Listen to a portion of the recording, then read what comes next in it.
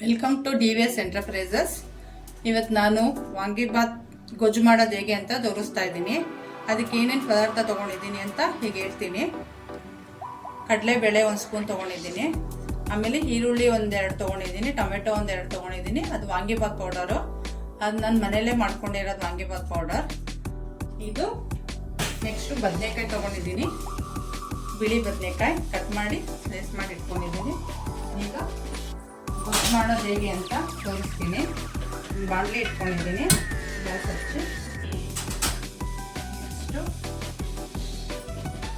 ಎಣ್ಣೆ ಹಾಕ್ತಾ ಇದ್ದೀನಿ.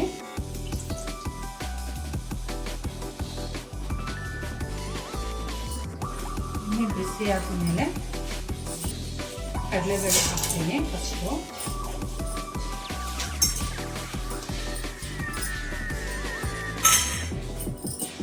ಕೆಲವರು ಈರುಳ್ಳಿ ಟೊಮೆಟೊ ಹಾಕಲ್ಲ, ಆದರೆ ನಾನು ಈರುಳ್ಳಿ ಟೊಮೆಟೊ ಹಾಕ್ತೀನಿ. ಸ್ವಲ್ಪ ಅದು ಬಾತ್ ಥರನೇ ಟೇಸ್ಟ್ ಬರುತ್ತೆ ಅಂತ. ಅದು ಬರೀ ಬದನೆಕಾಯಿಗೆ ಒಂದು ಮಾಡಿದ್ರೆ ಒಂದು ಸ್ವಲ್ಪ ಡ್ರೈ ಹಂಗೆ ಅನಿಸುತ್ತೆ. ಅದಕ್ಕೆ ನಾನು ಈರುಳ್ಳಿ ಟೊಮೆಟೊ ಹಾಕ್ತೀನಿ.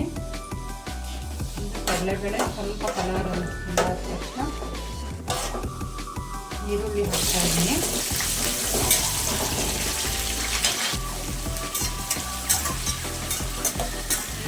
ತುಂಬ ಜಾಸ್ತಿ ಫ್ರೈ ಮಾಡೋದನ್ನು ಫ್ರೈ ಆದ ಬೇಡ, ಬದನೆಕಾಯಿ ಹಾಕ್ತಿರ್ತೀನಿ.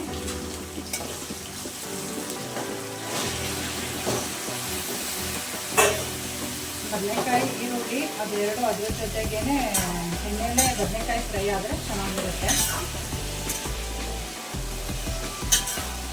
ಒಬ್ಬೊಬ್ಬರು ಈರುಳ್ಳಿ ಟೊಮೆಟೊ ಏನು ಹಾಕಲ್ಲ, ಅದು ಹುಣಸೆ ರಸ ಎಲ್ಲ ಹಾಕ್ತಾರೆ. ನಾನು ಹುಣಸೆ ರಸ ಹಾಕಲ್ಲ, ಅದು ಸ್ವಲ್ಪ ಪುಳಿಯೋಗರೆ ಟೇಸ್ಟ್ ಬಂದ್ಬಿಡುತ್ತೆ.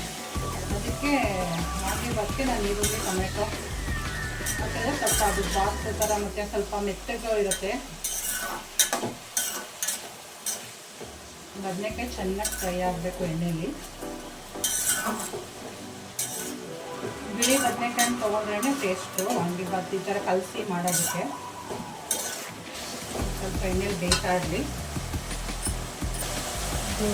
ಎಣ್ಣೆ ಸ್ವಲ್ಪ ಚೆನ್ನಾಗಿ ಬೆಂದರೆ ಟೇಸ್ಟ್ ಚೆನ್ನಾಗಿರುತ್ತೆ ಬದನೆಕಾಯಿ ಅಂತ ಎಣ್ಣೆಲೆ ಫ್ರೈ ಮಾಡ್ತಾ ಇರುತ್ತೆ. ಸ್ವಲ್ಪ ಅದು ಬದನೆಕಾಯಿ ಕಲರ್ ಚೇಂಜ್ ಆಗ್ತಾ ಇರುತ್ತೆ ಎಣ್ಣೆಲಿ ಬೇಯುವಾಗ. ಆಮೇಲೆ ಟೊಮೆಟೊ ಪುಡಿ ಎಲ್ಲ ಹಾಕಿ, ನೀವು ಬೇಕಾದ್ರೆ ಪುಡಿ ರೆಡಿಮೇಡ್ ಯಾವುದಾದ್ರೂ ಪುಡಿ ಹಾಕ್ಕೊಂಡ್ರು ಪರವಾಗಿಲ್ಲ. ನಾನು ಮನೆಯಲ್ಲೇ ಪೌಡ್ರ್ ಮಾಡ್ಕೊಂಡಿರೋದು. ನೆಕ್ಸ್ಟು ಪೌಡ್ರ್ ಮಾಡೋದು ಹೇಗೆ ಅಂತ ಹಾಕ್ತೀನಿ, ತೋರಿಸ್ತೀನಿ ಅದನ್ನು.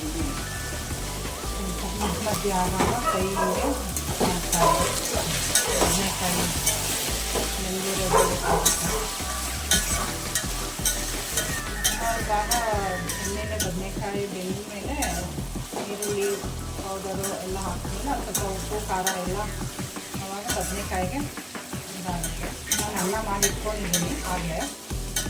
ಅದು ನಿಮ್ಗೆ ನೋಡಿ ಗೊತ್ತಾಗ್ತಾ ಇದೆ, ಅದು ಕಲರ್ ಚೇಂಜ್ ಆಗ್ತಾ ಇದೆ ಬದನೆಕಾಯಿ. ಆವಾಗ ಅರ್ಧ ಬೆಂದಿದೆ, ಇನ್ನೊಂದು ಸ್ವಲ್ಪ ಬೆಂದಮೇಲೆ ಅದೆಲ್ಲ ಹಾಕ್ತೀನಿ, ಟೊಮೆಟೊ ಪೌಡ್ರೆಲ್ಲ.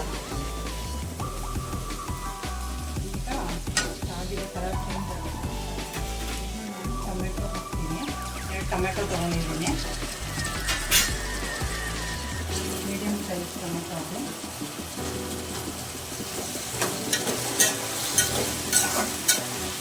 2 ನಿಮಿಷ ಟೊಮೆಟೊ ಫ್ರೈ ಮಾಡಿ ಆಮೇಲೆ ಪೌಡರ್ ಹಾಕ್ತೀನಿ.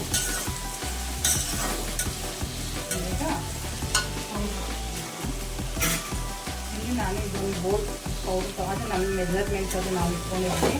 ನಾನು ಮಾಡೋ ಪೌಡ್ರಿಗೆ ಚೆನ್ನಾಗಿ 1.5 ಪಾವು ಅಕ್ಕಿ ಹಾಕಿದ್ದೆ. ಅಕ್ಕಿಗೆ ಇಷ್ಟು ಪೌಡ್ರ್ ಬೇಕು.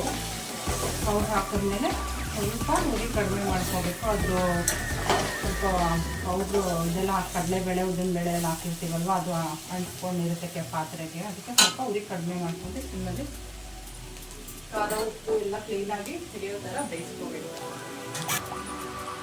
ಈಗ ಉಪ್ಪು ಹಾಕ್ತಾ ಇದ್ದೀನಿ. ಅದು ಅನ್ನಕ್ಕೆ ಎಷ್ಟು ಬೇಕು ಅಷ್ಟು ತೊಗೊಂಡಿದ್ದೀನಿ. ನಾನು ಗೊಜ್ಜಿಗೇನು ಪೌಡ್ರಿಗೇನು ಉಪ್ಪು ಹಾಕಿರಲ್ಲ, ನೋಡಿ ಗೊಜ್ಜಿಗೆ ಹಾಕ್ಕೊಳ್ಳೋದು. ಈಗ ಬದನೆಕಾಯಿಗೆ ಉಪ್ಪು ಖಾರ ಹುಳಿ ಟೊಮೆಟೊ ಹಾಕಿದ್ದೀವಲ್ಲ, ಅದು ಎಲ್ಲ ಮಿಕ್ಸ್ ಆಗಿ ಅದ್ರ ಜೊತೆ ಬೇಯುತ್ತೆ. ಅದು ಅದು ಗೊಜ್ಜು ಬೇಯಕ್ಕೆ ಒಂದು 10 ನಿಮಿಷ ಬಿಡೋಣ. ಅದು ಉಪ್ಪು ಖಾರ ಎಲ್ಲ ಬದನೆಕಾಯಿಗೆ ಕ್ಲೀನಾಗಿ ಅದು ಹಾಕ್ಕೊಬೇಕು. ಆವಾಗ ಅನ್ನದ ಜೊತೆ ಕಲಿಸ್ಕೊಂಡು ತಿಂದಾಗ ಅದು ಚೆನ್ನಾಗಿ ಬದನೆಕಾಯಿ ತಿನ್ನೋದು ಚೆನ್ನಾಗಿರುತ್ತೆ. ಮುಕ್ಕಾಲು ಭಾಗ ಬೆಂದಾಗ ಹಾಕಿದ್ರೆ ಸಾಕು. ಪೌಡ್ರು ಮತ್ತು ಟೊಮೆಟೊ ಉಪ್ಪು ಎಲ್ಲ ಯಾಕೆಂದರೆ ಅಷ್ಟೇ ಹಾಕಿಬಿಟ್ರೆ ಪೌಡ್ರು ಅದೆಲ್ಲ ಹಿಂಗೆ ಹಚ್ಕೊತಾ ಇರುತ್ತೆ, ಅಡಿಗೆ ಇಟ್ಕೊಳ್ಳುತ್ತೆ, ಸಿಹಿಯಾಗಿ ಇದಾಗುತ್ತೆ. ಅದಕ್ಕೆ ಹುಳಿ ಇದು ಬಿಟ್ಮೇಲೆ ಸ್ವಲ್ಪ ಅದು ನೀರಂಗೆ ಬಿಡುತ್ತಲ್ಲ ಅವಾಗ ಹಾಕಿದ್ರೆ ಪೌಡ್ರು ಅದೇನೂ ಇದಾಗಲ್ಲ. ಮಧ್ಯ ಕೈ ಹಿಂಗೆ ಆಡ್ತಾ ಇರುತ್ತೆ, ಕಲ್ತ್ಕೊಳ್ಳುತ್ತೆ.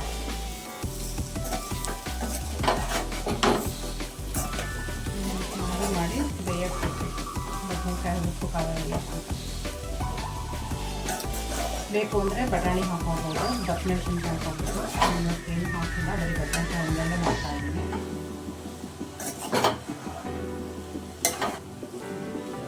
ಈ ರೀತಿ ಗೊಜ್ಜು ಬೇಡ ಅನ್ನೋರು ಬೇಕಾದ್ರೆ ಕುಕ್ಕರಲ್ಲಿ ಮಾಡ್ಕೋಬೋದು. ಅದಕ್ಕೆ ಸ್ವಲ್ಪ ಶುಂಠಿ ಬೆಳ್ಳುಳ್ಳಿ ಪೇಸ್ಟು ಅದೆಲ್ಲ ಹಾಕಿ ಇದೇ ಪೌಡರು ಇದೇ ಥರ ಎಲ್ಲ ಮಾಡಿ ನೀರು ಹಾಕಿ ಕುಕ್ಕರ್ ಅಕ್ಕಿ ಹಾಕೋಬೋದು. ಇವಾಗ ಇದಿಷ್ಟು ಬೆಂದಿದೆ, ಬೆಂದರೆ ಸಾಕು. ಅದು ಉಪ್ಪು ಖಾರ ಎಲ್ಲ ಇಟ್ಕೊಂಡಿರುತ್ತೆ ಬದನೆಕಾಯಿ, ಇಷ್ಟಾಗಿದ್ರೆ ಸಾಕು. ಮಾಡ್ತಿದ್ದೀನಿ. ಈಗ ಅನ್ನಕ್ಕೆ ಕಲಿಸ್ಕೊಳ್ತೀನಿ. ಅಷ್ಟೇ ಅನ್ನ ಮಾಡಿ ಇಟ್ಕೊಂಡಿದ್ದೆ.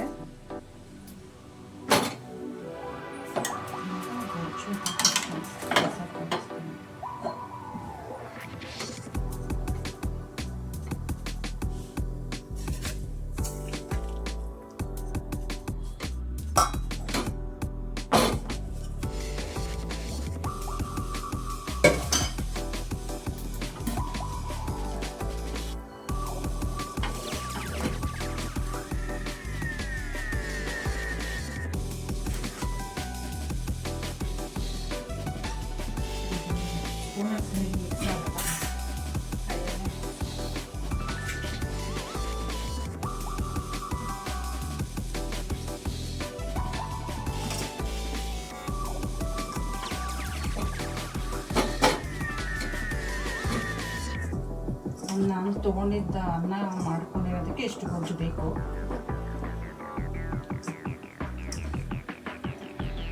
ಒಂಥರ ಡ್ರೈ ಇದ್ದರೆ ಚೆನ್ನಾಗಿರಲ್ಲ, ಸ್ವಲ್ಪ ಗೊಜ್ಜು ಥರ. ಅದೇ ಈರುಳ್ಳಿ ಟೊಮೆಟೊ ಹಾಕಿದ್ರೆ ಸ್ವಲ್ಪ ಅದೇ ಥರ ಇದ್ರಂಗೆ ಬರುತ್ತೆ, ಅನ್ನ ಗೊಜ್ಜು ಥರ ಸಿಗುತ್ತೆ.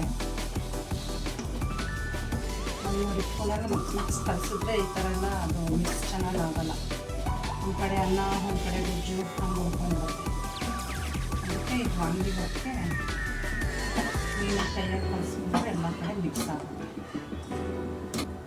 ನಾನು ಮಾಡೋ ಥರ ಮಾಡಿದ್ದೀನಿ, ಒಬ್ಬರೊಬ್ಬರು ಥರ ಮಾಡ್ತಾರೆ. ಆದರೆ ನಾನು ಈ ಥರ ಮಾಡಿ ನನಗೆ ಟೇಸ್ಟ್ ಇದು ಚೆನ್ನಾಗಿದೆ ಅನ್ನಿಸ್ತು. ಈಗ ಕಲಿಸಾಯಿತು, ಸರ್ವ್ ಮಾಡ್ಕೊಂಡು ಟೇಸ್ಟ್ ಮಾಡೋದು ನೋಡಿ. ಈ ರೀತಿ ಬಂದಿದೆ. ಈ ವಿಡಿಯೋ ನಿಮ್ಗೆ ಇಷ್ಟವಾದಲ್ಲಿ ಲೈಕ್ ಮಾಡಿ, ಶೇರ್ ಮಾಡಿ, ಕಾಮೆಂಟ್ ಮಾಡಿ. Thank you.